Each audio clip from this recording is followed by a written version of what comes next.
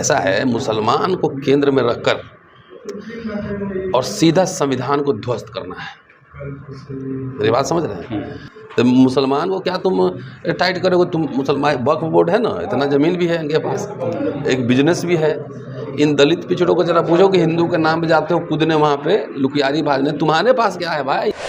और तानाशाही क्या होता है? इंदिरा गांधी तो ताल ठोक के इमरजेंसी लगा दी हैं, और फिर 18 महीना में उसने जो है वापस लिया, सबको फ्री छोड़ दिया कि चलो चुनाव लड़ते। इंदिरा गांधी हार भी गई चुनाव। तो ये तानाशाही है ना, यही है कि कोई संवैधानिक संस्थाएं काम ही नहीं करने देंगे, जो मन होगा वो करेंगे, बुलडोजर जस्टिस करेंगे। जब आपके पास मजबूत विपक्ष है तो फिर कैसे काम? नहीं, विपक्ष वालों से पूछो ना, हम काहे के लिए, हम कोई नेता हैं? इसके पीछे जो आर्गुमेंट है क्या है कि मुस्लिम महिलाओं के हित के लिए है, बच्चों के हित के लिए है, यही आर्गुमेंट है ना। तो मोदी सरकार ने ये 11वां साल है ना, ये हिंदू को जैसे खुश कर दिया, सारे हिंदू को एकदम नदी में तैर रहे हैं, घी की नदी में, है ना। सब खुशी हो, सब रोजगार हो गया है, सबके घर बन गए हैं, सबका फ्री में इलाज हो रहा है, सब यूनिवर्सिटी कॉलेज जा रहा है जैसे हिंदू। और वहाँ कश्मीर में 370 हटा था तो लोग वहाँ शादी करने जा रहे थे कि शादी भी करेंगे, प्लॉट भी लेंगे, बंगला भी लेंगे। तो सब जाके अभी तो अमित शाह पार्लियामेंट में बताए नहीं कि कितना वहाँ पे शादियाँ हुई और कितने लोग प्लॉट खरीदे, कितने सेब के बागान खरीदे, है ना। वो गुजरात बिहार से लोग ट्रेन भर भर के जा रहे थे ज़मीन खरीदने। तो जिस तरह से हिंदू खुश हो गया ना, तो अब मुसलमान की बारी है कि मुसलमान को खुश करना है। यही कह रहे हैं ना, जैसे हिंदू हुआ है खुशी हो। ऐसा है, मुसलमान को केंद्र में रखकर और सीधा संविधान को ध्वस्त करना है। मेरी बात समझ रहे हैं? केंद्र में मुसलमान क्यों रखा हुआ है? ये पोलराइजेशन के लिए आसान हो जाएगा। दलित बैकवर्ड जो है, और मुंह से तो उल्टा पुल्टा मेरा निकलता है कई बार, उनके लिए रोजगार नहीं है, शिक्षा नहीं है, इलाज नहीं हो रहा है, कुटाई हो रही है रोज, कुटाई हो रही है रोज। और तब भी जो है ना, जाके चौक में बात कीजिएगा तो यही दलित बैकवर्ड्स ये बोलेगा मुसलमान को टाइट कर रहा है ना। तो मुसलमान को टाइट करने के चक्कर में तुम खुद ही टाइट हो गए। आरक्षण परक्षण खत्म, एजुकेशन खत्म, धीरे धीरे सब प्राइवेटाइज। तो मुसलमान को क्या तुम टाइट करोगे? तुम मुसलमान वक्फ बोर्ड है ना, इतना ज़मीन भी है इनके पास, एक बिजनेस भी है। इन दलित पिछड़ों को जरा पूछो कि हिंदू के नाम पे जाते हो कूदने वहाँ पे लुकियारी भाजने, तुम्हारे पास क्या है भाई? ये तो गुलामों के गुलाम है ना। आज जैसे जो राव है उन्होंने भी बोला था पुलिस वाले। हाँ, तो वो उनका फिल्म भी कौन लोग बंद करवा रहा है? जो लोग खुद ही पत्थर फेंका था, गोबर फेंका था, वही लोग ना। तो जो काम किए थे, जैसा सोच रखते हैं, उसी को सच्चाई दिखाया जा रहा है। तो पेट में दर्द क्यों हो रहा है? सहन करो। अभी तो दलित लोगों ने ठीक से पुराण और धर्मशास्त्र पढ़ना नहीं शुरू किया है। जब वही किताब आप ही के लिए किताब पढ़ के जब ऑपरेशन करेगा ना लोग, तब समझ में आएगा। वैसे पूरा ये जो मसला है ना, बेसिकली कॉरपोरेट डिज़ाइन है। कॉरपोरेट ज़मीन पे जो नज़र है दुनिया भर में, पूरे भारत भर में, ये वक्फ बोर्ड की जो ज़मीन है वो कॉरपोरेट डिज़ाइन है। मोदी जी तो कह रहे हैं कि हम महिलाओं को खुश करेंगे, जो गरीब जैसे हिंदू ना, गरीब हिंदू सब खुश हो गया ना, हो गया ना, तभी ना मुस्लिम की बारी आएगी। पहले खुश हो गया। जितने मंदिर के हजारों हजार एकड़ जमीन है वो दलित हिंदुओं को मिल गई, पिछड़ों को मिल गई। विनय कटियार, उमा भारती लुकियारी लेके भाग रहे थे, राम मंदिर बनाएंगे, राम मंदिर बनाएंगे। तो कितना ओबीसी हिंदू ट्रस्ट में, जरा बताओ मुझे, समझ गए? तो जैसे हिंदू को खुश कर दिया है ना, हिंदू पहले अपने बारे में सोचे। तो मुसलमान भी तो खुश है ना? नहीं, मुसलमान को तो मुसलमान टारगेट पे है, खुश नहीं है। मैं तो सरकार में नहीं समझते हैं आप, मैं कह रहा हूँ हिंदू को तो खुश कर दिया। कौन वो लोग हैं जो मिठाई बांट रहे हैं? कहाँ पे? अरे सब हायर्ड लोग हर जगह होते हैं। हायर भाई एक बार बताओ, बाबा साहब क्या बोले थे कि आरएसएस और हिंदू महासभा जैसे संगठनों से समझौता नहीं होगा।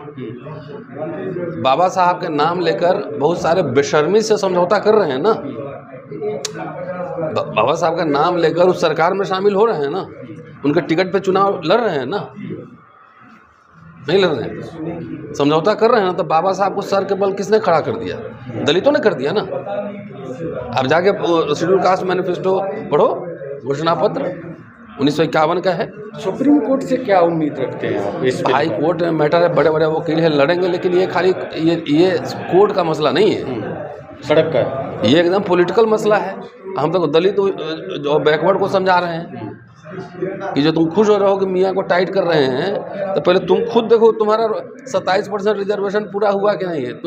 तुम टाइट हो रहे हो, उल्टा संविधान के प्रावधानों को ध्वस्त हो रहा है, इंस्टीट्यूशन काम नहीं कर रहा है। देखे ना अभी एन रवि कुमार राज्यपाल तमिलनाडु वाला सुप्रीम कोर्ट से फटकार पड़ी है और राष्ट्रपति की भी बेइज्जती हुई है। सारे संवैधानिक संस्थाओं को दबा दो,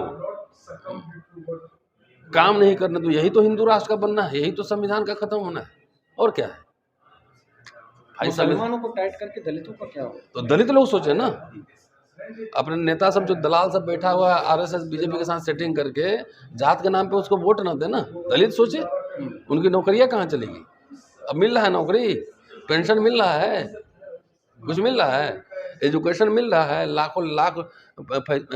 अभी मैंने एक डॉक्टर से बात की है, 2300 रुपया मेडिकल का फीस लगता था 90 के दशक में, आज जाके पता कर लेना कितना है। अब फेलोशिप कहाँ चला गया, ये सब नहीं है। तो मियाँ जी को टाइट कर रहा था, तुम्हारा वो डफली तुम क्यों बजा रहे हो, मंदिर के ट्रस्ट में तुम हो।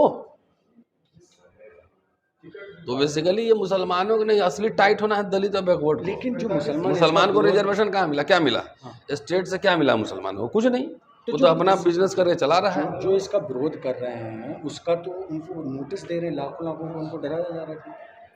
भाई तो यही ना है, ये और तानाशाही क्या होता है। इंदिरा गांधी तो ताल ठोक के इमरजेंसी लगा दी हैं, और फिर 18 महीना में उसने जो है वापस लिया, सबको फ्री छोड़ दिया कि चलो चुनाव लड़ते। इंदिरा गांधी हार भी गई चुनाव। तो ये तानाशाही है ना, यही है कि कोई संवैधानिक संस्थाएं काम ही नहीं करने देंगे, जो मन होगा वो करेंगे, बुलडोजर जस्टिस करेंगे। जब आपके पास मजबूत विपक्ष है तो फिर कैसे काम? नहीं, विपक्ष वालों से पूछो ना, हम काहे के लिए, हम कोई नेता हैं। जितना एक इंडिविजुअल कैपेसिटी में हम काम कर सकते हैं उतना कर रहे हैं। हम नेता होंगे तब ना, हम नेता थोड़ी हैं, हम तो एक्टिविस्ट हैं। तो ये है बेसिकली, दलितों को समझना चाहिए। विपक्ष इस पर पूरी तरह से नहीं मजबूत दिख रहा, पता नहीं क्यों नहीं दिख रहा है।